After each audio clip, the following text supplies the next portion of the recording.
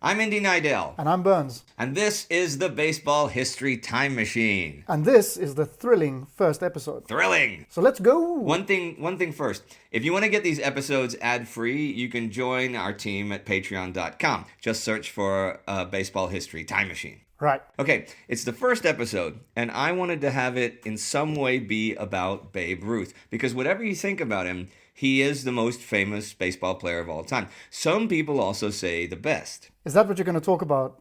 Like that he was the best or not? No, I think people can argue that for themselves.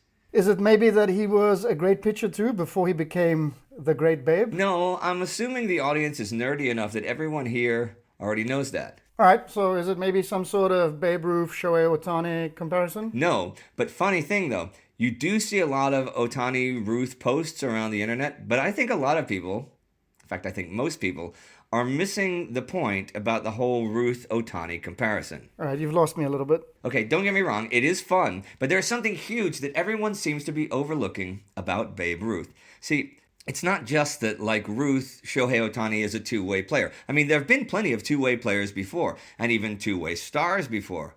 Bob Caruthers is my favorite of the two-way guys who never converted, but continued as both pitcher and position player. One of my favorite players of all time. I actually have a picture of him on the wall of my bedroom. The only player so honored. Parisian Bob. Parisian Bob Caruthers. Yeah, and we will definitely do an episode about him, but I'm not getting into why he got the name today. All right, fair enough. But I will one day. But here's some stuff anyhow about Parisian Bob Caruthers. In 1886, right, he went 30-14 on the mound in 43 starts and one relief appearance with a 2.32 ERA, 42 complete games in 387 innings pitched. 387 innings pitched. He actually pitched 482 the year before. You were not expected to have a shelf life longer than 4 or 5 years as a top pitcher back then. And if you were great, they used you as often as possible. Let's also not forget that you pitched from 55 feet away, not 60 feet 6 inches as it is now. And no, the pitching distance was not lengthened 10 feet in 1893 as many people believe. Well, that's what I've heard, that the mound was moved back 10 feet 6 inches. Well, there were no mounds at all until the late 1890s. See, until 1893, the pitcher pitched in a 5-foot by 5-foot box, the pitcher's box, and the front of it was 50 feet from home. So the back was 55 then? Right. And for the 1893 season, they moved that distance back 5 feet, got rid of the box, and put down the pitcher's plate, which is 6 inches wide. Okay, hence 60 feet 6 inches. We still do say about a pitcher, even in 2025, that he was knocked out of the box when he had a rough outing. We do that, don't we? That's funny, but since 1893 then, how many guys have pitched 387 innings in a season like Caruthers did in 1886? Side note first, Parisian Bob actually also topped that himself in both 1888 and 1889 with 391 and 445 innings pitched. And that decade, there were a few guys who topped 500 and even 600 innings in a season. But since 1893 and the current pitching distance, 17 guys have had between them 31 total seasons with over 387 innings pitched, but only 13 of those 31 seasons after 1900. Overall, Kid Nichols had the most with 4 times in the 1890s. Post-1900, a few guys did it once. Iron Man McGinnity did it twice. Big Ed Walsh did it thrice. And nobody has done it at all since Dode Alexander in back-to-back seasons for the Phillies in 1916 and 1917. Dode? You mean Grover Cleveland Alexander, who everybody on the internet calls either Pete or Old Pete? I do, but his friends and family called him Dode. The things you learn. Anyhow, Bob Caruthers in 1886, who again was 30-14, 232 on the mound in 387 innings pitched, played in right field in a lot of the games he didn't pitch, appearing in 87 games total for the season in a 139-game schedule.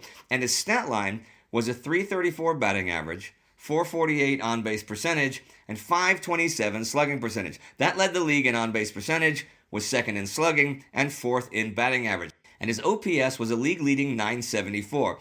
If you are a fan of OPS Plus, since this was a low offense year, his was .201 for the season. Okay, so OPS Plus is your OPS in relation to the league as a whole, right? So, like, if it's 100, if it's 100, it's the league average. Right. And it's also a tool to compare players from different eras, like a big hitting era and a weak hitting one. 100 is still the league average. The league as a whole in 1886 hit just 243, had a 305 on base percentage, and just a 323 slugging percentage, so the league OPS was only 628. So 243, is that like the lowest offensive year ever? It's in the top 20 all-time, batting average-wise, counting all major leagues, hence Caruthers having that shiny 201 OPS+.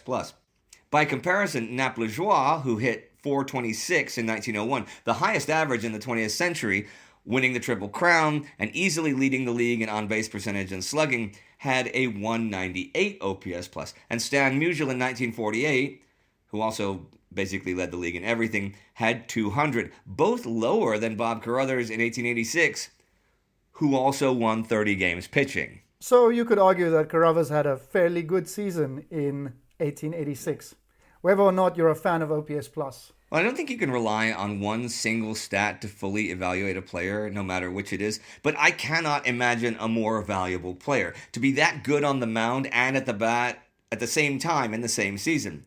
And he was second in the AA in slugging again the next year in 1887, when he was also 29-9 on the mound. Well, I sure see why his picture's on your wall, but who did he play for? First with the St. Louis Browns of the American Association, who are today the St. Louis Cardinals. Well, I think of the American League when I think of the Browns. Yeah, but that's different Browns.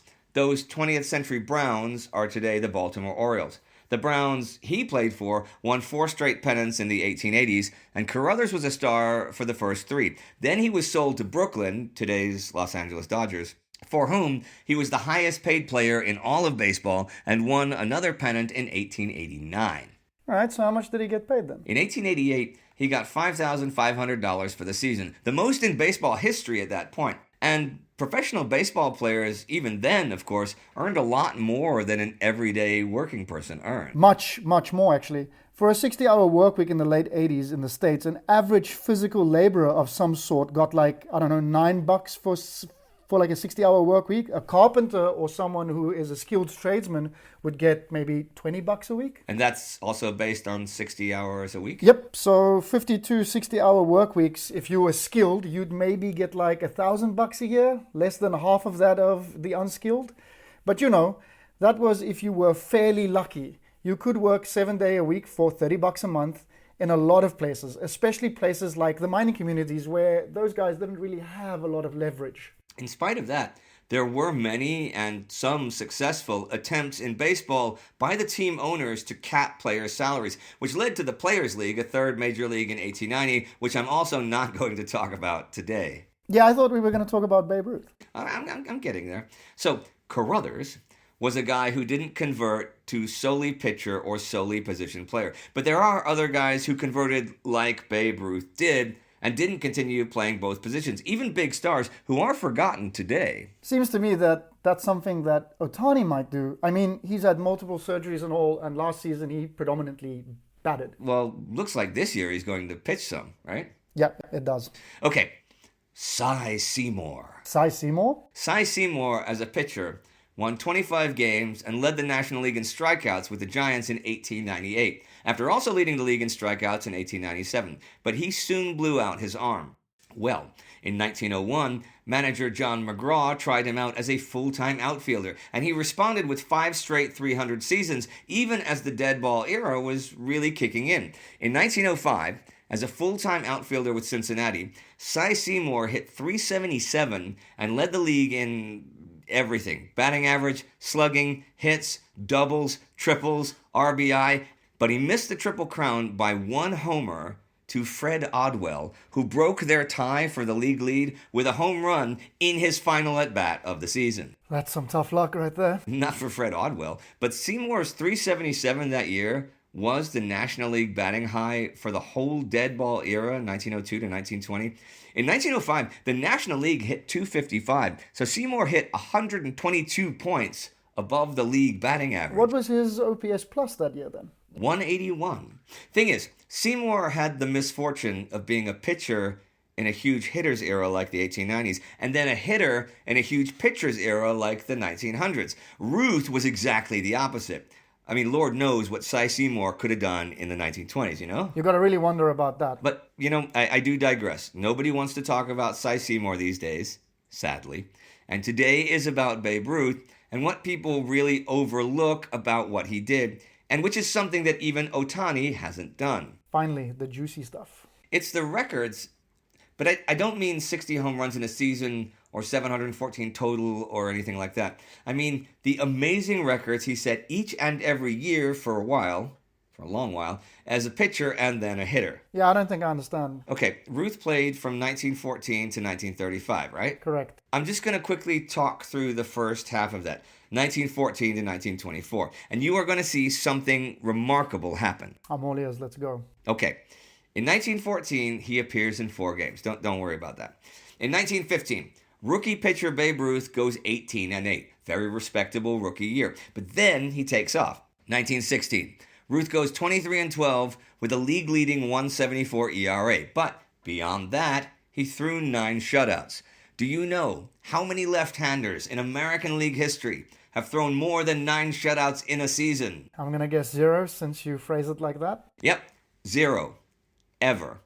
Ron Guidry tied that mark in 1978, but it is still the record for AL lefties, and it's not likely to change anytime soon. Okay, so then in 1917, Ruth goes 24-13, 2.01 ERA, but beyond that, he threw 35 complete games in his 38 starts. Do you know how many Major League pitchers who throw with either hand in either league have had more complete games in a season since then? 0 again, or? Nope, 1. Bob Feller in 1946 with 36, when the Indians were leaving him in late in meaningless games to chase the modern single-season strikeout record. Crazy. No lefty has topped it at all since Ruth in 1917, and no other righty except Feller. 1918. Ruth is now splitting time on the mound and in the field. He pitches in just 20 games and goes 13-7. He leads the league in homers for the first time with 11 in just 95 games played total. But beyond that, pitching in the World Series, he completes his World Series record 29 2/3 straight scoreless innings, which lasts 43 years until Whitey Ford topped it in 1961. Ruth himself often said that was the record he was most proud of. I mean, I'm not surprised. Okay, 1919. Full-time hitter Babe Ruth hits 29 homers to break the Major League record. Although technically the record had been 27 by Ned Williamson in 1884, 25 of those 27 were ground rule homers because for just that year, Chicago counted balls that bounced over the short lakefront park fence as homers and not doubles. So people generally recognize Buck Freeman's 25 homers in 1899 as the real record. Well, Freeman had been known as the King of SWAT, so the Babe, of course, became the Sultan of SWAT. But of course. Yeah, of course. 1920, the mind-blowing stuff begins. As if it hasn't already. Ruth hits 54 homers. 54. A record for any level of professional baseball in a season, and twice as many, even as Ned Williamson. Absolutely outrageous. Seriously, twice as many homers in a single season as any other major leaguer had ever hit before, doubling the number 2 all-time total other than his own. That's crazy. And he had an .847 slugging percentage, which lasted till this century as the record, and which only Barry Bonds has ever topped. Other than Bonds, Ruth himself, and several Negro League players, the closest anyone's ever come to that mark was Lou Gehrig's .765 in 1927, which was still second to Ruth's in that same year. But that's 82 points that no other National League or American League player came within Ruth's 1920 slugging percentage in the 19th or 20th centuries combined. I mean, he could probably call career at this point and still be in the Hall of Fame. But he wouldn't have had 10 seasons. That's true. Got to be active for 10 seasons. And that's one reason why Caruthers actually doesn't get votes, because he was only, you look at his pitching stats, and he only pitched in 9 seasons. But he did hang around for 1 season as just an outfielder with Cincinnati. So he did play 10 seasons, but people don't realize that. 1921, what some people consider the greatest batting season of all time. Ruth extends his record with 59 homers. Scores 177 runs, the post-1900 record, and second all-time. Drives in 168 runs, 168 RBIs, which was at the time the all-time record. That's absolutely insanity. Bats .378 and his .846 slugging percentage is one single point off of his own record from the year before. His 145 walks is third all-time at the time, but I forgot to mention before this that his 150 walks in 1920 was the all-time record. His 457 total bases is still the record today, but that's because of his 119 extra base hits, also still the record today. He is 26 years old at this point. Okay, 1922. After his suspension for winter barnstorming, Ruth never really gets untracked and only hits 35 homers and slugs .672 in just 110 games, which was still the 8th highest all-time slugging percentage at that time. So, a real off year. That year is interesting, though, because you got more live ball era sluggers breaking out. Like who? Tilly Walker and Ken Williams hit 37 and 39 homers, and Rogers Hornsby hit 42. Those three becoming the only other guys in history besides Ruth to top 30 at that point, and Hornsby setting the National League record. Then, in 1923, Ruth hits for his highest single-season batting average, .393. Hey, Burns, you know how many players in Yankees franchise history have topped that? 0. Yep, 0. He also walks 170 times, breaking his own record by 20. He also has a .545 on-base percentage, his third season so far over 500. That's his third season being on base literally half the time, or more than half the time. Now, that does not top John McGraw when he was a player. That does not top John McGraw's .547 from 1899, but it is second all-time at the time. 547 is insanity. We gotta do an episode about McGraw. We absolutely will. Okay, 1924. Ruth wins the AL batting title, hitting .378. This is the first batting title in Yankee franchise history. Ruth's on-base percentage is over 500 for a fourth time. He will end his career with 5 such times. Even Barry Bonds only has 4.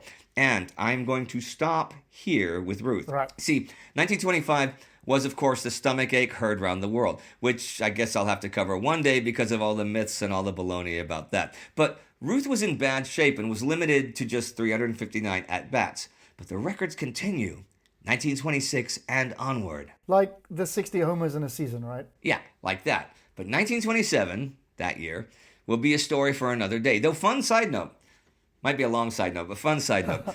Lou Gehrig had been very good in 1926, but exploded in 1927, right? The next best National League or American League single-season slugging percentage ever after Ruth's own ones until Bonds, as I said. This was a national sensation because at the end of the day, on September 2nd, 1927, the AL homer total stood at Lou Gehrig 43 and Babe Ruth 43.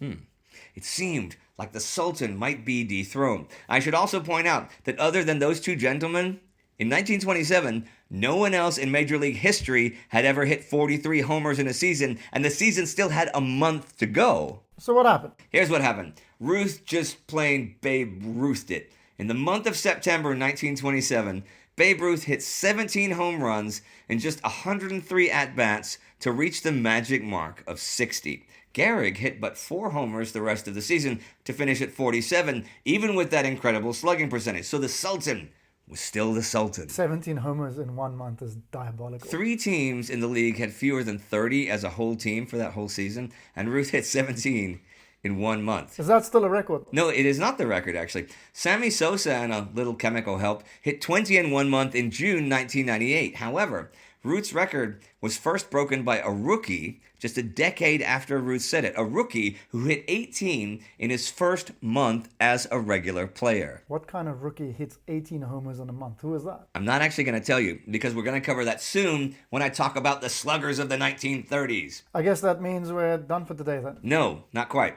There is one thing I want to address. And what's that? Well, people talk about Ruth's records and say it might be a totally different story if he played today. And yeah, sure, it might very well be. And that's an argument for another episode. But people also say his numbers shouldn't count because he wasn't playing against the best competition. You mean because baseball was so kind of segregated back then and you had the African Americans who could not play in either the AL or the NL? I like you say kind of segregated. It was segregated. That's what I meant, but I don't agree. You don't? Well, I mean, yeah, it's a crime they weren't allowed to play. I mean, you want to see the best talent that there is, obviously. It sucks. I don't know anyone who doesn't agree with that. So what do you mean? The color line was broken in 1947. And by the mid-1960s, the leagues were roughly fully integrated, but they still weren't playing against the best competition. They weren't? How come? No. How many times, not counting postseasons or all-star games, how many times did Warren Spahn pitch against Mickey Mantle? Or against Ted Williams? None, actually. I've never thought of that. Well, because they played in different leagues. Or Bob Feller versus Stan Musial. Or Denny McLain versus Hank Aaron. A two-league system is not designed for the best players to always face the best players. Yeah, I see your point. I would love to see how Josh Gibson would have fared against Dizzy Dean in like the 1934 season. But what if Gibson was signed by the White Sox? Then you wouldn't see it. There's no guarantee that any of that would have happened. Ty Cobb never faced Christy Mathewson. Eddie Seacott never had a pitcher's duel with Dode Alexander. I want to be clear. I'm not saying the leagues wouldn't have been better. In 1930, the black population of the states was 9% of the people. If you take away the worst 9 or 10% of National League and American League guys and get the best Negro League players to replace them, sure, the overall quality of the league might go up.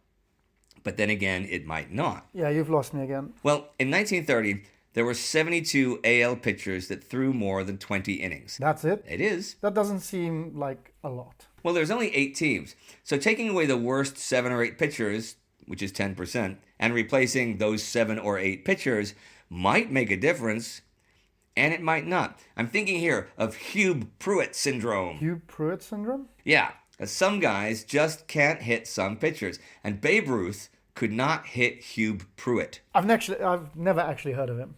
Well, his nickname was the man who almost always struck out Babe Ruth. That's a very, very specific nickname. Well, he was also called Shucks, which I kind of like too.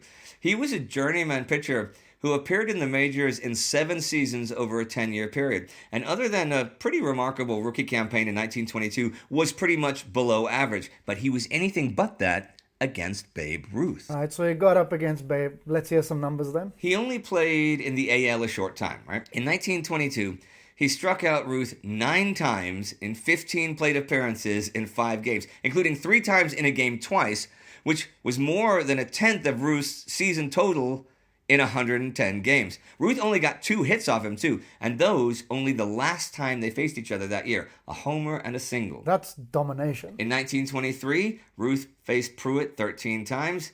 He only struck him out twice, but Ruth again got only 2 hits, and again, a homer and a single. But at least in 1922, this was major headline stuff, right? This was headlines all over the states. The man who almost always struck out Babe Ruth. And Pruett thanked Ruth later in life because he was pretty sure that this syndrome prolonged his career. So I guess Babe Ruth was human after all. Well, not to Hub Pruett for 2 seasons. But I really like guys like that because it shows that you never know who's going to be an unlikely hero. Like Floyd Gibell. Floyd Gibell? Floyd Gibell. You can look him up. Actually, everyone can look him up. That's good homework. Giebell. Brilliant story. We will cover him one day. I guess that means if we all have homework, we're done for today? That means we are, in fact, done for today. But I should say that overhyped as he is, which he is, Babe Ruth, as both pitcher and hitter, changed the face of the whole game. The staggering amount of records he set or broke each and every year almost defies belief. And I think it's important that we don't just look at career stats, but go through a career like that year by year to see how it evolves and how it compares to one's peers over the years, as well as how it is overall. Yeah, I think it's good too, because it gives you a lot of context, right? So let's carry on comparing Ohtani to Ruth. Or Seymour and Bob Caruthers. Or Seymour and Bob Caruthers. I miss them. And I never even knew them. Oh well. But credit where credit is due. There was really only one Babe Ruth. There truly was. Once again, if you want this ad-free, join us at patreon.com, and we will be back next week with a baseball history time machine.